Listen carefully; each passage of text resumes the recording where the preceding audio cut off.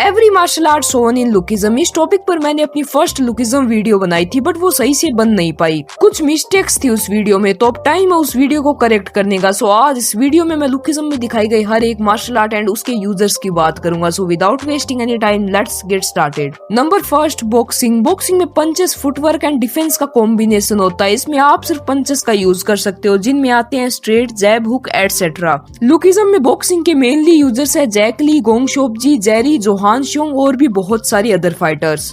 Number second, मुआ Thai. मुआ Thai का ओरिजिन थाईलैंड में हुआ था। इसमें punches, kicks, elbow and knee strikes की डेडली कॉम्बिनेशन होती है। इसमें attack power and conditioning important होती है। मुआ थाई क्लोज रेंज में एक बहुत ही deadly and effective martial art माना जाता है। लुकिज्म में इसका यूज मेजरली अपने टबास्को बाई, बिग डील की बैडी, लुआ लिम एंड वास्को के टीचर ब्रेकडेक करते हैं। टाइकोंडो कोरिया का एक ट्रेडिशनल मार्शल आर्ट है, जिसका मीनिंग होता है art of kicking and punching. Taekwondo में पावर एंड स्पीड बहुत ज्यादा मैटर करती है। लुकिज्म में टाइकोंडो के मेनली यूजर्स अपना जोहान, बिग डील का ब्रैड, वायरल हिट से तेहुन श्योंग एंड उसके पापा अंशु श्योंग। इसके अलावा वायरल हिट मानवा में हमने ITF टाइकोंडो भी देखा है। बेसिकली ITF टाइकोंडो एक स्पेशल वेरिएशन होता है जो रियल फाइट में ज्यादा यूजफुल होता है। Number 4, judo. जूडो एक ग्रैपलिंग मार्शल आर्ट है। इसमें स्ट्रेंथ से ज्यादा टेक्निक पर फोकस किया जाता है। जूडो में थ्रोज, लॉक्स एंड लेवरेज होते हैं। लुकिज्म में जूडो का मेनली यूज अव्वल दर्जे की बैडी मैरी किम करती है, जो जूडो की चैंपियन रह चुकी है। मैरी किम एंड विंजिन की फर्स्ट मीटअप पर भी विंजिन ने मैरी का मजाक उड़ाया था, क्योंकि उस टाइम मैरी फैटी थी। तब मैरी किम ने एक थ्रो में विंजिन को अनकॉन्शियस कर दिया था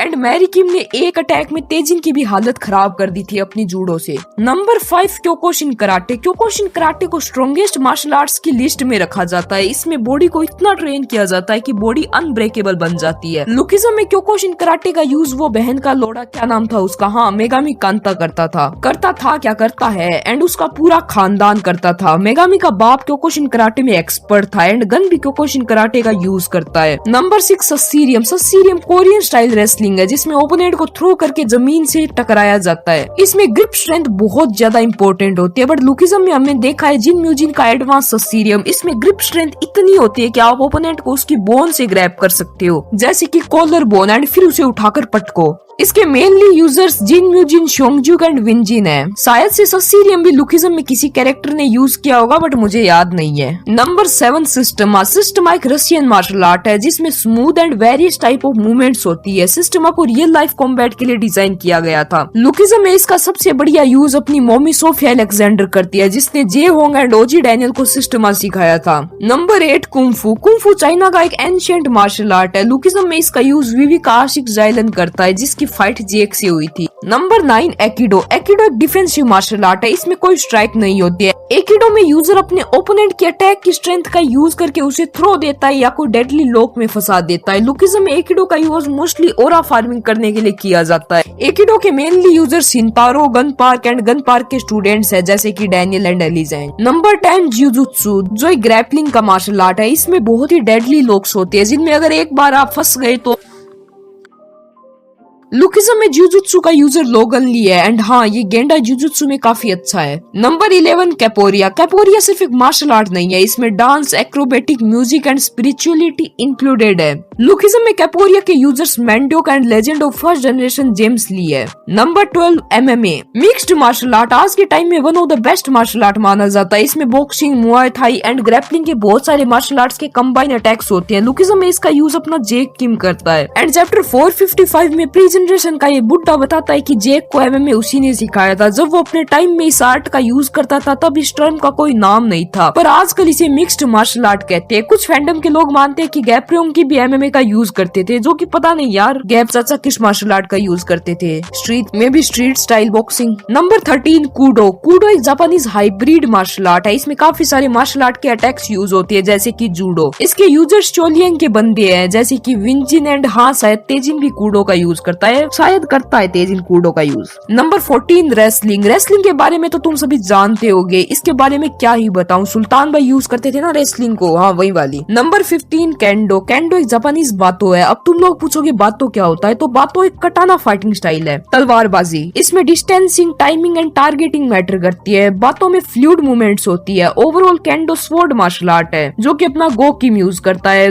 इसके साथ ही वो मूनलाइट टेक्निक्स का भी यूज करता है। अभी मूनलाइट टेक्निक्स किस मार्शल आर्ट में आती है भाई, इतना तो मुझे भी नहीं पता। नंबर 16 टाइक्योन, ये कोरिया के सबसे ओल्डेस्ट मार्शल आर्ट्स में से एक है। इसमें हैंड एंड लेग्स दोनों टाइप की टेक्निक्स इंक्लूडेड होती है। लुकिज्म इंचोन के दोनों किंग्स जाइग्योना और यूजेशोन टाइक्योन का यूज करते हैं, पर जाइग्योना टाइक्योन किक से फाइट करता है। ऑन द अदर हैंड यूजेशोन अपने हैंड्स का यूज करता है टाइक्योन के लिए। इसके अलावा बिग डील का जेसन भी टाइक्योन किक्स का यूज करता है। जेसन को बस किक करना पसंद है, उसे मार्शल आर्ट से कोई खास मतलब है नहीं। नंबर 17 जीत कुंडो, मे भी मेरी प्रोनाउंसिएशन रॉन्ग हो सकती है, उसके लिए सॉरी। 1967 में ब्रूस ली को एक फाइट के बाद रियलाइज हुआ कि traditional martial arts real fight में उतने यूजफुल नहीं है जितने होने चाहिए, तो उन्होंने एक हाइब्रिड मार्शल आर्ट क्रिएट किया जिसमें विंग चुन, बॉक्सिंग जैसे मार्शल आर्ट्स की टेक्निक इंक्लूडेड थी। जीट कुंडो रियल फाइट में एक बहुत ही ज्यादा इफेक्टिव मार्शल आर्ट है। लुकिज्म में उसका यूज वेरेंस एंड मैनेजर किम करते हैं। नंबर 18 काली आर्निस, काली आर्निस एक फिलिपिनो मार्शल आर्ट है। इसके अंदर weapon based and empty hands दोनों टाइप की टेक्निक्स शामिल है। लुकिज्म में इसका यूज अपना जे होंग करता है एंड ये सच में काफी डेडली मार्शल आर्ट है। नंबर 19 विंग चुन, विंग चुन एक चाइनीज मार्शल आर्ट है जिसे मार्शल आर्ट्स का पप्पा बोला जाता है। विंग चुन क्लोज रेंज के लिए एक बहुत ही तगड़े लेवल का मार्शल आर्ट है। इवन इसे नारुतो एंड गोकू भी यूज करते हैं एंड डेफिनेटली तुमने विंग चुन के बारे में जरूर सुना होगा। लुकिज्म में विंग चुन का यूजर डार्क क्रोकोडाइल सोसाइटी का जोन बनेगा डॉन मींस जोन रयू है, जिसकी सैम्यूल से फाइट हुई थी रिसेंट चैप्टर्स में। नंबर 20 क्रेव मागा, ये एक ऐसा मार्शल आर्ट है जिसके अंदर कोई रूल्स नहीं होते, तुम्हारा जहां मन करे वहां अटैक करो। क्रेव मागा एक सेल्फ डिफेंस मार्शल आर्ट है जो स्ट्रीट फाइट में बहुत ज्यादा यूजफुल एंड इफेक्टिव माना जाता है। उसके अंदर बहुत सारी मार्शल आर्ट की टेक्निक होती है जैसे कि aikido, boxing, judo, karate, wrestling.